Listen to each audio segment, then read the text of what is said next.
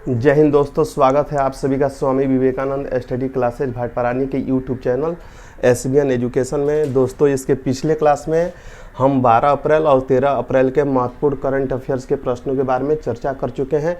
इसी क्रम में हम आज 14 अप्रैल 2021 के महत्वपूर्ण करंट अफेयर्स के प्रश्नों पर चर्चा करेंगे, जो आने वाले समय में काफ़ी महत्वपूर्ण होगा। तो आइए पहले प्रश्न में आते हैं। पहला प्रश्न है, भारतीय हॉकी और देश की सेना में महत्वपूर्ण योगदान देने वाले किस खिलाड़ी का निधन हुआ है।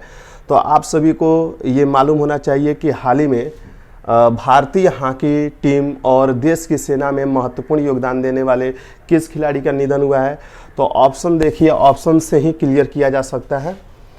ऑप्शन नंबर ए में धनराज पिल्ले है, बी में अजीत पाल सिंह है, और ऑप्शन नंबर सी में बलबीर सिंह जूनियर है, और ऑप्शन नंबर डी में राहुल सचदेवा है।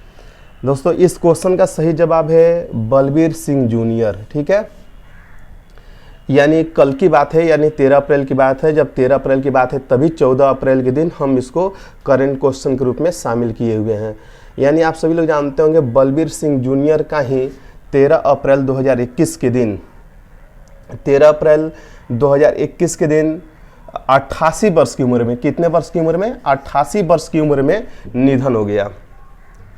बलबीर सिंह के बारे में दोस्तों आप सभी जानते होंगे। बलबीर सिंह ये भारतीय हॉकी टीम का हिस्सा रह चुके हैं। भारतीय हॉकी टीम 1958 में एशियाई गेम में रजत पदक जीती थी। उस दौरान बलबीर सिंह जूनियर भी भारतीय हॉकी टीम का हिस्सा थे। दोस्तों, इसी क्वेश्चन में एक ऑप्शन नंबर ए है धनराज पिल्ले। अक्सर आपके एग्जाम में पूछा जाता है, बहुत बार पूछा गया है कि धनराज पिल्ले का संबंध किस खेल से। तो जब भी आपसे पूछा जाता है धनराज पिल्ले का संबंध किस खेल से, तो आप बताते हैं हॉकी से है। एक क्वेश्चन यहाँ से भी तैयार होता है, क्योंकि ये धनराज पिल्ले भारतीय हॉकी टीम में कप्तान का भी काम कर चुके हैं, यानी आप कह सकते हैं पूर्व कैप्टन रह चुके हैं। और वर्तमान में धनराज पिल्ले भारतीय हॉकी टीम के प्रबंधक हैं। ठीक है, चलिए हम आगे आते हैं दूसरे प्रश्न में। दूसरा प्रश्न है, हाल ही में किस केंद्र शासित प्रदेश को क्षय रोग यानी टीबी मुक्त घोषित किया गया है।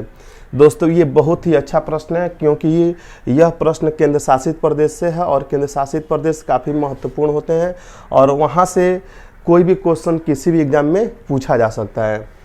तो आइए देखते हैं, चारों ऑप्शन में केंद्र शासित प्रदेशों को ही मैनेज किया गया। ऑप्शन नंबर ए में दिल्ली है, ऑप्शन नंबर बी में पुडुचेरी है, ऑप्शन नंबर सी में चंडीगढ़ है, ऑप्शन नंबर डी में लक्षद्वीप है।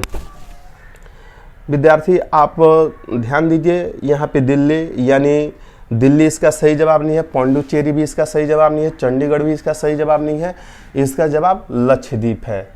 यानी आप कह सकते हैं हाल ही का मतलब कि ये 14 अप्रैल का करंट है, यानी ये 13 तारीख की बात होगी, यानी 13 अप्रैल 2021 की बात होगी। यानी आप कह सकते हैं कि 13 अप्रैल 2021 के दिन भारत सरकार में केंद्रीय स्वास्थ्य मंत्री डॉक्टर हर्षवर्धन के द्वारा अनाउंसमेंट किया गया, या घोषणा किया गया कि जो भारत का केंद्र शासित प्रदेश है लक्षद्वीप पूर्ण रूप से टीबी मुक्त हो गया है। ठीक है दोस्तों, आप लोग टीबी के बारे में जानते होंगे। टीबी से अक्सर आपके एग्जाम में क्वेश्चन पूछा जाता है। टीबी का दूसरा नाम है क्षय रोग। टीबी को ही हम क्या बोलते हैं, तपेदिक बोलते हैं, यक्ष्मा रोग बोलते हैं, क्षय रोग बोलते हैं। यानी टीबी के एक नहीं कई नाम हैं। फिर एक बार सुन लीजिए, टीबी को क्षय रोग भी बोलते हैं, यक्ष्मा भी बोलते हैं, तपेदिक भी बोलते हैं, और अक्सर बहुत सारे बच्चे टीबी का फुल नेम भी नहीं जानते हैं, और किसी एग्जाम में टीबी का पूरा नाम भी पूछा जाता है। टीबी मतलब टेलीविजन मत बताइएगा, और टीबी होता है। ठीक है, यहाँ पे हम टीबी बात कर रहे हैं, यानी रोग के बारे में बात कर रहे हैं, यानी टीबी रोग के बारे में बात कर रहे हैं। ठीक है, तो टीबी रोग का पूरा नाम होता है ट्यूबरकुलोसिस। ठीक है, ट्यूबरकुलोसिस। जब भी पूछा जाए टीबी का पूरा नाम क्या होता है, ट्यूबरकुलोसिस होता है, समझे ना। ये जीवाणु से होने वाला रोग है। टीबी जीवाणु से होने वाला रोग है, कन्फर्म हो गया। फिर एक बार सुन लीजिए, हाल ही में किस केंद्र शासित प्रदेश को क्षय रोग यानी टीबी मुक्त घोषित किया गया, लक्षद्वीप के बारे में भी आप सभी लोग जानते होंगे। यह भारत का सबसे छोटा केंद्र शासित प्रदेश है, और बहुत सारे यह द्वीपों का समूह है, छोटे छोटे बहुत सारे द्वीपों का समूह है, और यह आपका भारत के पश्चिम साइड में जो अरब सागर है, अरब सागर में स्थित है। ठीक है, और दिल्ली के बारे में आप सभी लोग जानते होंगे, ये भारत का सर्वाधिक जनसंख्या वाला केंद्र शासित प्रदेश है। ठीक है, कन्फर्म हो गया। इसी क्रम में हम आते हैं तीसरे नंबर के प्रश्न में। तीसरा नंबर प्रश्न है, हाल ही में किस देश ने जॉनसन एंड जॉनसन के टीके पर अस्थायी रोक की सिफारिश की है? यानी किस देश ने जॉनसन एंड जॉनसन के टीके पर अस्थायी रोक की सिफारिश की है, समझे ना। तो यहाँ पे ध्यान देने वाली बात है, सबसे पहले हम ये जानेंगे जॉनसन एंड जॉनसन ये किस देश की कंपनी है। ठीक है, तो आपको ये मालूम होना चाहिए, एग्जाम का कोई भरोसा नहीं होता किस कंपनी का, मतलब किस कंपनी के बारे में पूछ दिया जाए कि यह कंपनी किस देश की है। तो जो दुनिया की जो प्रसिद्ध कंपनियां हैं यानी फेमस कंपनियां, उन फेमस कंपनियों के बारे में उचित जानकारी भी होनी चाहिए। तो आइए जानते हैं, जॉनसन एंड जॉनसन अमेरिकी कंपनी है। ठीक है, अक्सर आप लोग देखते होंगे, आप लोग के घरों में जॉनसन बेबी पाउडर का भी इस्तेमाल होता होगा। ठीक है, जॉनसन बेबी पाउडर भी मार्केट में आता है, जॉनसन तेल भी आता है, बहुत सारी चीज़ें आती हैं जॉनसन कंपनी की। तो इसी जॉनसन एंड जॉनसन कंपनी के द्वारा कोरोना वायरस का टीका बनाया गया था। ठीक है, तो जॉनसन एंड जॉनसन का जो कोविड-19 का टीका था उस पर अस्थायी रूप से रोक लगा दिया गया। अस्थायी रूप से रोक लगाया गया होता तो अस्थायी रूप का मतलब ये होता है कि हमेशा के लिए रोक लग गया है, मतलब जॉनसन एंड जॉनसन कंपनी के द्वारा जो टीका बनाया गया है उसका कभी इस्तेमाल नहीं होगा। अगर अस्थायी रूप से रोक लगा होता तो ये रोक लगा है अस्थायी रूप से, यहाँ पे ध्यान देने वाली बात है। ठीक है, कि रोक लगा है तो अस्थायी रूप से, इसका मतलब ये है कि जांच पड़ताल के बाद इसे मतलब फिर आगे अनुमति, इस पे जो अस्थायी रोक लगा है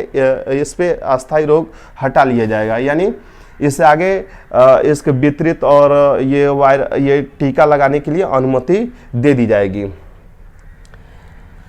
आप लोग सोच रहे होंगे कि किस देश ने जॉनसन एंड जॉनसन के टीके पर अस्थायी रोक लगाने की सिफारिश की है? तो अमेरिका ने की है, क्योंकि अमेरिका में एक जांच में ये पाया गया है। ठीक है, जांच में ये पाया गया कि 6 महिलाओं को जब जॉनसन एंड जॉनसन कंपनी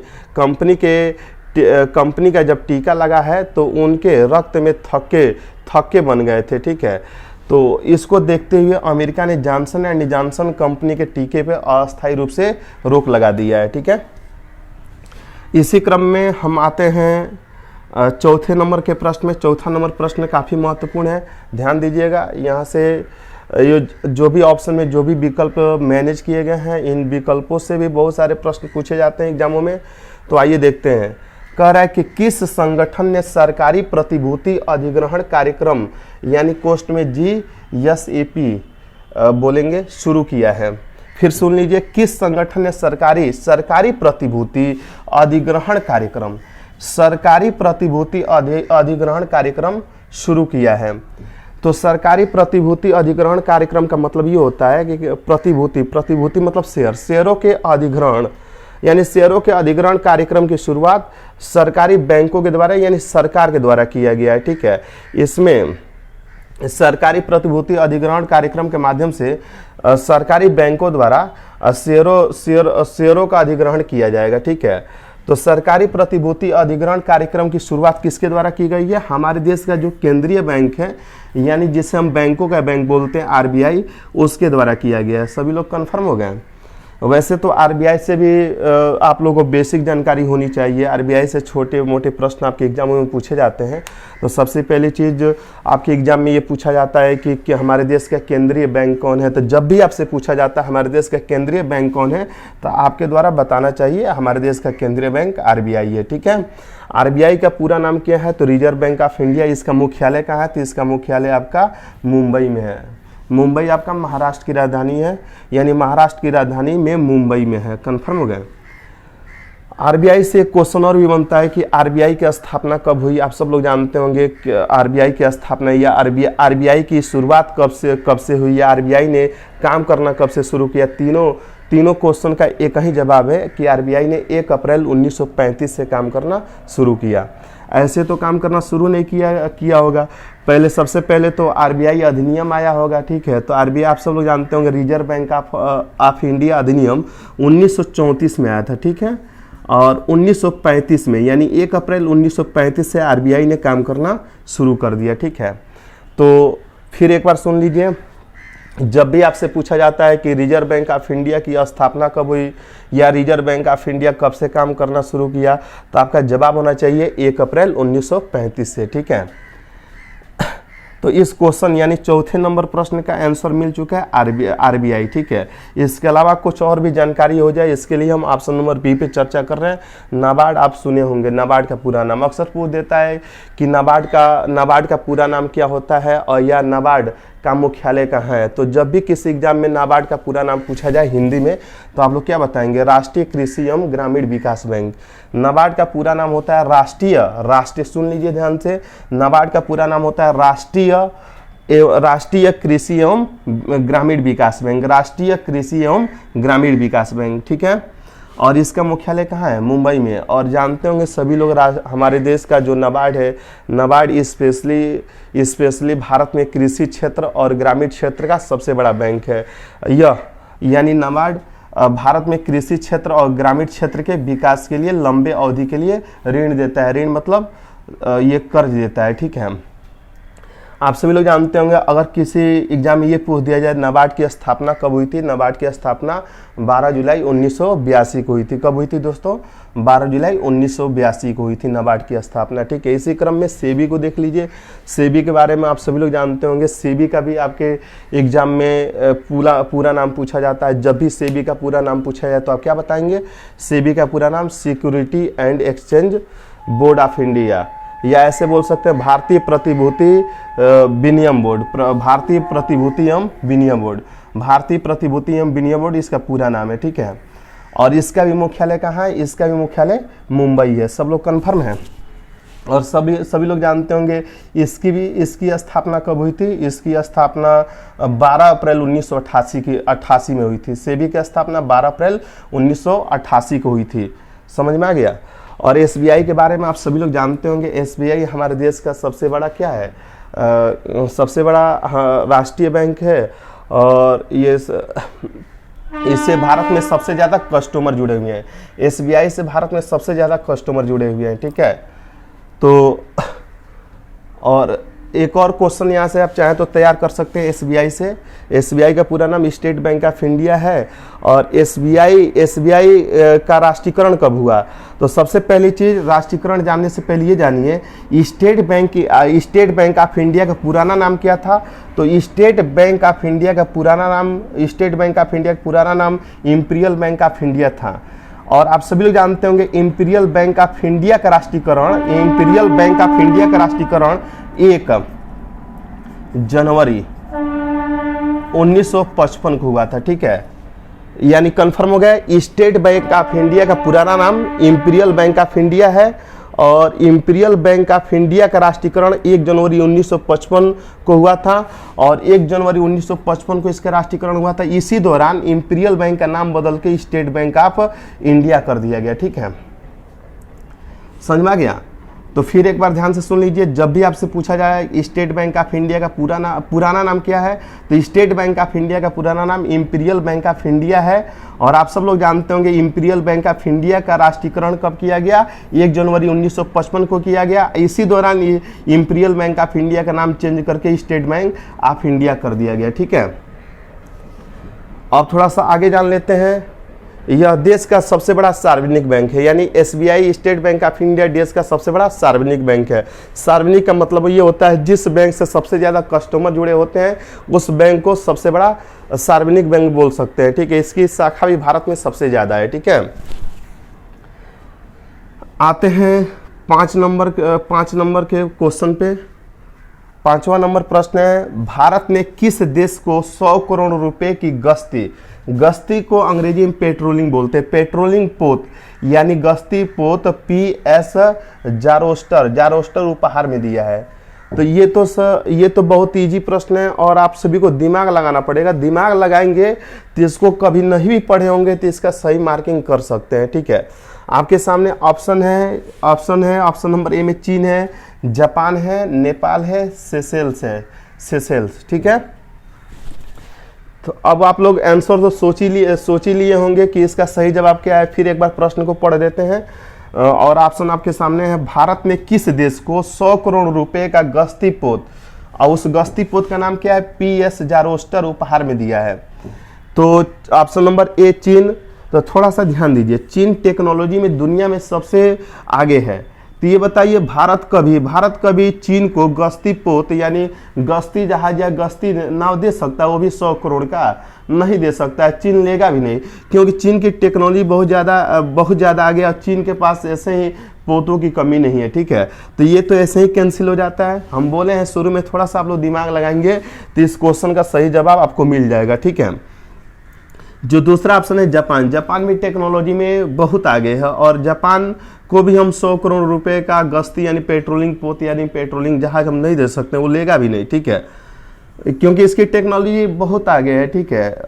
जिस देश की टेक्नोलॉजी खुद आगे है और उस देश के द्वारा खुद अपने देश में तमाम तरह के पेट्रोलिंग पोत बनाए गए हैं, तो भारत से लेने की क्या ज़रूरत है। अब नेपाल, इस ऑप्शन को देख के भाई हंसी भी आ रही है। ये बताइए नेपाल को हम गश्ती पोत क्यों देंगे, नेपाल का समुद्री इलाका है कहीं। नेपाल आप देखिएगा, नेपाल का कोई भी छोर या कोई भी हिस्सा या कोई भी भाग समुद्र से या महासागर से या झील से नहीं टच है, तो नेपाल को गश्ती पोत यानी गश्ती जहाज की यानी पेट्रोलिंग जहाज की कभी जरूरत नहीं पड़ेगी, ठीक है। यानी देखिए आपके सामने तीनों ऑप्शन कैंसिल हो गया, तो इसका सही ऑप्शन क्या है, सेशेल्स है, ठीक है। तो देखिए एक क्वेश्चन तैयार हो जाता है, भारत ने किस देश को 100 करोड़ रुपए का गश्ती पोत PS जारोस्टर उपहार में दिया है, तो सेशेल्स को दिया है, ठीक है। और सेशेल्स के बारे में बता देते हैं, यह हिंद महासागर का देश है और आप सब लोग जानते होंगे कि सेशेल्स 115 छोटे छोटे द्वीपों के समूह का देश है। यानी सेशेल्स हिंद महासागर में, ध्यान से सुनिए, सेशेल्स हिंद महासागर में 115 छोटे छोटे द्वीपों का समूह है, यानी 115 छोटे छोटे द्वीपों का देश है, ठीक है। और आप लोग मेडागास्कर द्वीप का नाम सुने होंगे, अक्सर पूछा जाता है आपके एग्जाम में, जब भी पूछा जाए नहीं याद है तो तैयार कर लीजिए कि मेडागास्कर द्वीप किस महासागर में है, तो मेडागास्कर द्वीप आपका हिंद महासागर में है। तो मेडागास्कर द्वीप हिंद महासागर में है, तो इसी मेडागास्कर द्वीप के उत्तर पूर्व साइड में सेशेल्स देश है, ठीक है। और इसको पहली बार भारत कोई पोत नहीं दे रहा है पेट्रोलिंग के लिए, इसके पहले 3 और पोत दिए जा चुके हैं सेशेल्स को पेट्रोलिंग करने के लिए, अपना रखवाली करने के लिए, ठीक है। और आप सब लोग जानते होंगे कि जो पोत दिया गया PS जारोस्टर, ये मेड इन इंडिया के तहत बना है, समझे ना। इसी क्रम में हम 6वें प्रश्न पे आते हैं। 6वां प्रश्न बहुत इजी प्रश्न है, लेकिन फिर भी आप सभी को मतलब हम बता रहे हैं और ध्यान से सुनिएगा। दे रहा है कि अम्बेडकर जयंती किस दिन मनाया जाता है। अम्बेडकर जयंती किस दिन मनाया जाता है, ठीक है। तो यहाँ पे ध्यान दीजिएगा, अम्बेडकर जयंती यानी डॉक्टर भीमराव अम्बेडकर का नाम सुने होंगे। सबसे पहले ये जानिए कि डॉक्टर भीमराव अम्बेडकर का पूरा नाम क्या था। तो डॉक्टर भीमराव अम्बेडकर का पूरा नाम डॉक्टर भीमराव रामजी अम्बेडकर था, ठीक है। इनका पूरा नाम क्या था, डॉक्टर भीमराव रामजी अम्बेडकर था, ठीक है। और आप सभी लोग जानते होंगे डॉक्टर भीमराव अम्बेडकर जी का जन्म यानी डॉक्टर भीमराव रामजी अम्बेडकर जी का जन्म कहाँ हुआ था और कब हुआ था, कुछ आइडिया है आप लोगों को। क्योंकि डॉक्टर भीमराव अम्बेडकर जी का जन्म अक्सर पूछा जाता है, तो आप सभी लोग जानते होंगे डॉक्टर भीमराव अम्बेडकर जी का जन्म मध्य प्रदेश के महू में हुआ था। कहाँ हुआ था, मध्य प्रदेश के महू में 14 अप्रैल 1891 में। 14 अप्रैल का नाम लेते ही इस क्वेश्चन का जवाब मिल गया होगा, क्योंकि ऑप्शन में 14 अप्रैल है, ठीक है। और अम्बेडकर जयंती की बात हो रही है, तो जिस दिन कोई पैदा होता है, जिस दिन कोई व्यक्ति जन्म लेता है, उसी डेट में या उसी दिन उसकी जयंती मनाई जाती है, समझे ना भाई। तो अम्बेडकर जयंती किस दिन मनाया जाता है, प्रत्येक वर्ष 14 अप्रैल को मनाया जाता है। तो आइए थोड़ा सा अम्बेडकर यानी भीमराव अम्बेडकर के बारे में और भी जानकारी ले लेते हैं। जानकारी लेंगे तो नुकसान नहीं करेगा, वहां से किसी न किसी एग्जाम में प्रश्न जरूर मैच करेंगे, ठीक है। तो अभी हमारे द्वारा बताया गया कि डॉक्टर भीमराव अम्बेडकर के जन्म मध्य प्रदेश के महू में 14 अप्रैल 1891 को हुआ था। मध्य प्रदेश के महू में 14 अप्रैल 1891 को हुआ था, ठीक है। और आप सब लोग जानते होंगे डॉक्टर भीमराव अम्बेडकर को हम लोग क्या बोलते हैं, बाबा साहब भी बोलते हैं। क्या बोलते हैं, बाबा साहब भी बोलते हैं। और एक क्वेश्चन पूछा जाता है आपके एग्जाम में कि भारतीय संविधान के निर्माता या भारतीय संविधान के जनक किसे माना जाता है, पूछा जाता है तो बताना पड़ता है भाई, ठीक है।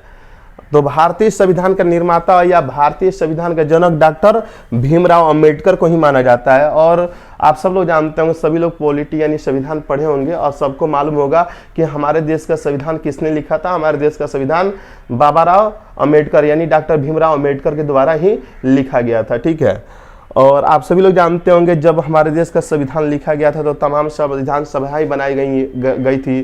तो बहुत सारी संविधान सभाएं बनाई गई थी, जिसमें से एक संविधान सभा का नाम था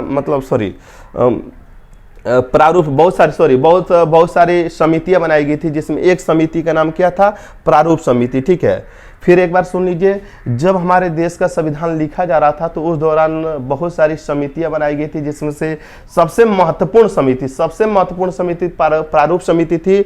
और आप सभी लोग जानते होंगे प्रारूप समिति को अंग्रेजी में ड्राफ्टिंग कमेटी बोलते हैं। क्या बोलते हैं? प्रारूप समिति को अंग्रेजी में ड्राफ्टिंग कमेटी बोलते हैं। और आपको मालूम होना चाहिए कि ड्राफ्टिंग कमेटी में 7 सदस्य थे। और आप जानते होंगे 7 सदस्यों वाली ड्राफ्टिंग कमेटी यानी प्रारूप समिति के अध्यक्ष कौन थे? डॉक्टर भीमराव अंबेडकर थे। फिर सुन लीजिए, जो 7 सदस्यों वाली ड्राफ्टिंग कमेटी थी यानी प्रारूप समिति थी, उसके अध्यक्ष कौन थे? डॉक्टर भीमराव अंबेडकर थे। कन्फर्म हो गए।